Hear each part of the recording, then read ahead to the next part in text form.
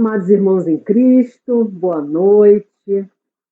O Senhor hoje vem nos fazer refletir a respeito de um texto que está em Mateus 9, de 9 a 13. Então vamos começar pegando as Bíblias, para que o Senhor possa nos mostrar o que Ele deseja nessa noite. Partindo dali, Jesus viu um homem chamado Mateus, que estava sentado no posto do pagamento das taxas. Disse-lhe: segue-me. O homem levantou-se e o seguiu. Como Jesus estivesse à mesa na casa desse homem, numerosos publicanos e pecadores vieram e sentaram-se com ele e seus discípulos. Vendo isso, os fariseus disseram aos discípulos: por que come vosso mestre com os publicanos e com os pecadores? Jesus, ouvindo isso, respondeu-lhes: não são os que estão bem que precisam de médico, mas sim os doentes. Ide e aprendei o que significam estas palavras. Eu quero a misericórdia e não o sacrifício. Eu não vim chamar os justos, mas os pecadores. Então, nessa passagem, nós estamos lendo o Evangelho de Mateus, e Mateus aqui começa a relatar como foi o chamado dele. O evangelista Mateus é justamente esse indivíduo que ele fala aqui. Ele estava sentado no posto do pagamento de taxas, e Jesus o chamou para si, e ele disse sim. Então vamos pedacinho, versículo por versículo, entendendo o que Jesus quer nos dizer. Partindo dali, Jesus viu um homem chamado Mateus, que estava sentado no posto do pagamento das taxas. Disse-lhe: segue-me. O homem levantou-se e o seguiu. Aí a gente tem uma nota de rodapé que diz o seguinte: taxas. Os arrecadadores das taxas eram chamados publicanos. Muitas vezes eram desonestos e ladrões, e eram detestados pelos judeus. Então, isso vai ser importante para a gente entender o que vem a seguir. Como Jesus estivesse à mesa na casa desse homem, numerosos publicanos e pecadores vieram e sentaram-se com ele e seus discípulos. Quer dizer, Jesus estava sentado justamente com os ladrões, com os desonestos. Vendo isso, os fariseus disseram aos discípulos: por que come vosso mestre com os publicanos e com os pecadores? Então Jesus responde, ele ouve, né? Jesus, ouvindo isso, respondeu-lhes: não são os que estão bem que precisam de médico, mas sim os doentes. Então Jesus vem falar que ele justamente chama os que estão doentes, os que estão com problemas, aqueles que estão em pecado. Ide e aprendei o que significam essas palavras. Eu quero a misericórdia e não o sacrifício. Inclusive, isso aqui é uma passagem que está em Oséias 6:6, em que ele vai dizer exatamente isso. Oséias diz: porque eu quero o amor mais que os sacrifícios e o conhecimento de Deus mais que os holocaustos. Eu não vim chamar os justos, mas os pecadores. Então, Jesus vem falar para nós. Ele não veio falar só para Mateus, para os seus amigos. Ele veio falar para nós nessa noite.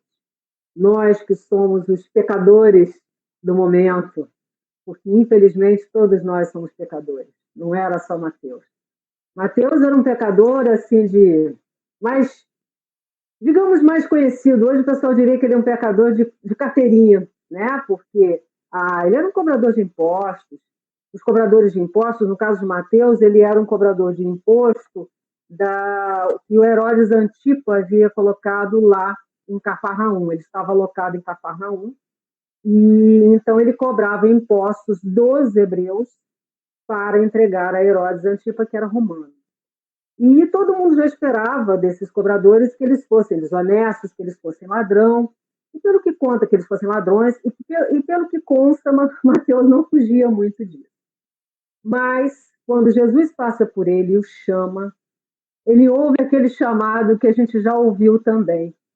E aí a vida naquele momento muda. O Espírito Santo toca Mateus. E ele então se levanta e segue Jesus. Chega a montar para ele um banquete. Banquete, sim, que ele levou para quem? Quem que ele levou para esse banquete? Os amigos dele. E os amigos dele eram cobradores de impostos, ladrões, desonestos. Então os fariseus ficam indignados.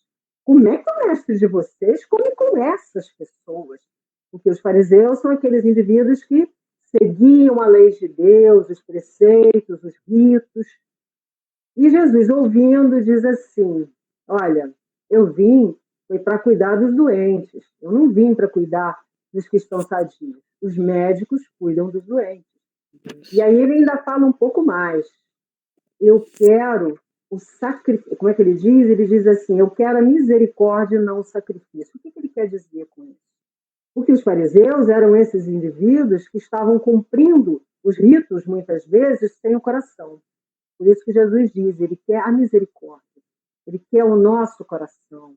Ele não quer só que a gente cumpra um preceito, ele quer que a gente faça com amor, com entrega. Ele quer que quando a gente vá para uma missa no domingo, a gente não vá lá só porque o católico tem que ir à missa no domingo. Ele não quer que aquilo seja uma obrigação, mas que seja algo que a gente deseja, que a gente espera, que a gente anseia. A gente não deve ir para a fila da comunhão só porque as pessoas não. Ah, eu preciso comungar, porque senão o que as pessoas vão dizer? Eu não comunguei? Não. A gente precisa comungar, porque a gente quer encontrar Jesus de uma maneira especial, quer que ele venha ficar conosco. Então é isso que a gente precisa aprender.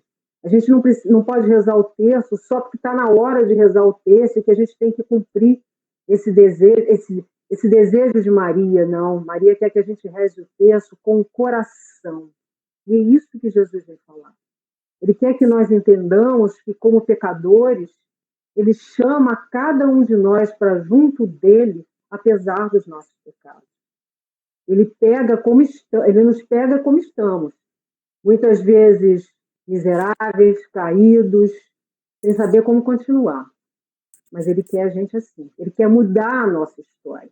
Ele não ama o pecado em nós, mas nos ama como pecadores. Ele quer mudar a nossa história. Ele é o único que pode tirar de um mal um bem. Ele é o único que consegue reconstruir das cinzas, que consegue montar tijolo sobre tijolo numa área devastada. Ele é aquele que pode, pela sua misericórdia, pelo seu imenso amor, recomeçar a nossa história. E como pecadores, a gente muitas vezes se sente lá embaixo, lá no fundo do poço.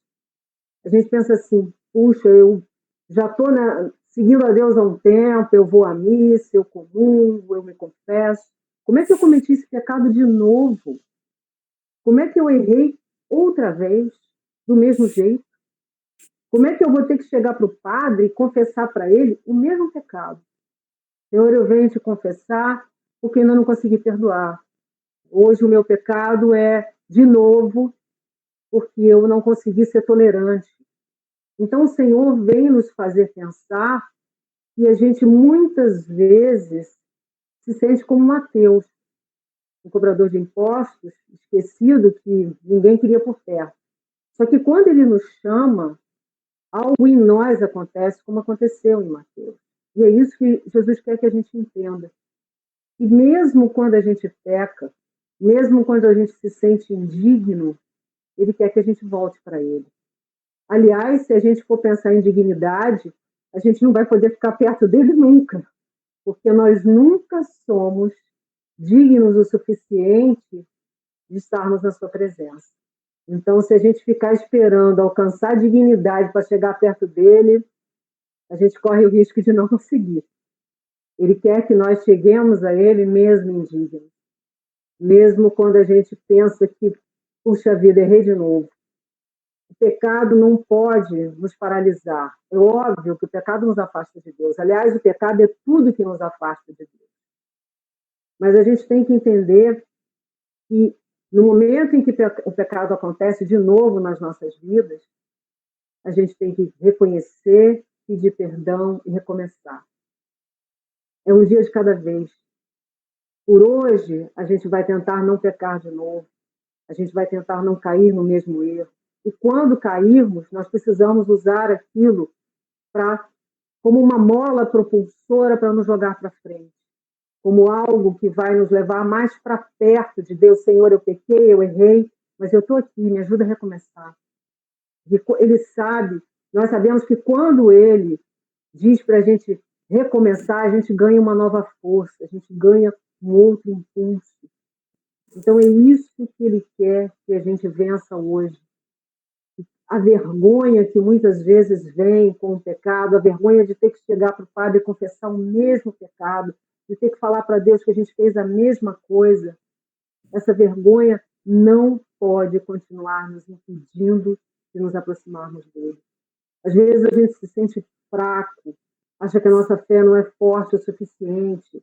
A gente pensa assim, mas eu caí outra vez, eu lamuriei, eu reclamei, eu fiquei realmente falando com Deus as minhas reclamações. E aí ele não quer que a gente paralise isso. Ele quer que a gente perceba que mesmo quando a gente caiu de novo, ele quer nos levantar. Ele quer que a gente fique mais perto dele. E quando a gente está mais perto dele, ele tem condição de nos ajudar.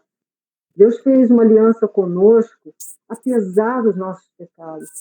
Essa aliança ele vai renovando a cada dia, a cada momento. Ele não quer que a gente se esqueça de quanto ele nos ama. O amor de Deus é algo que a gente não tem nem ideia da dimensão. É algo que vai muito além do que a gente consegue compreender.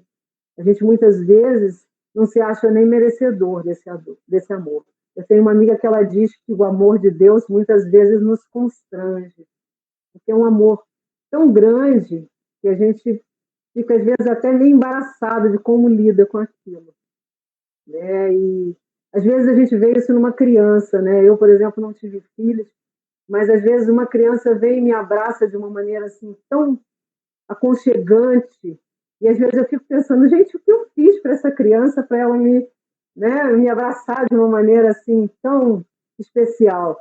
E muitas vezes eu vejo nesse abraço esse amor que Deus tem por nós, que é um amor que vai além daquilo que a gente consegue entender.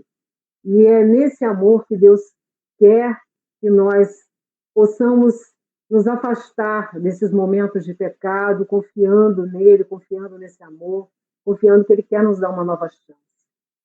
Então, Mateus mostra nessa passagem toda essa verdade desse amor de Deus. Mateus ali recomeça a sua história. Ele passa a ser um dos servos de Deus. Provavelmente ele caiu outras vezes porque ele continua sendo humano, mas nessa vocação de Mateus, que é justamente o título desse versículo 9, a gente vê o que cada um de nós é. Nós somos Mateus, somos esses pecadores e indignos da presença do Senhor. Mesmo assim, ele nos chama para perto dele. Ele veio para trazer remédio para os que estão doentes. Ele veio para fazer com que nós sempre lembremos do seu grande amor por nós. E ele quer que a gente aprenda a fazer tudo com amor. Com esse amor, ele nos dá esse amor no domingo. O padre, foi no domingo anterior, esse agora eu assisti a missa com o padre Valtemário, mas no domingo anterior eu assisti a missa com o padre Lázaro. Ele falava justamente desse amor que Deus quer que a gente aprenda. Ele tem um amor grande por nós, e ele quer que a gente aprenda a ter o mesmo amor pelo nosso irmão, que a gente possa ver no outro um prolongamento de Deus. Então, que a gente possa fazer tudo para Deus e para o outro como um ato de amor. Porque Deus não quer que a gente ame somente a Ele, mas também ao nosso irmão.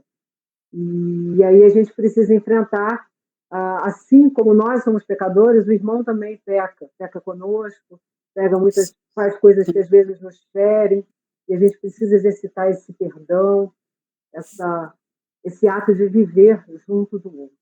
Então, que o Senhor, nessa noite, nos dê a condição de entendermos que, como pecadores, Ele nos dá uma nova chance. E que nós precisamos sempre acreditar nesse imenso amor que Ele tem por nós, porque Ele nos chama para junto dEle, apesar dos nossos pecados. Amém?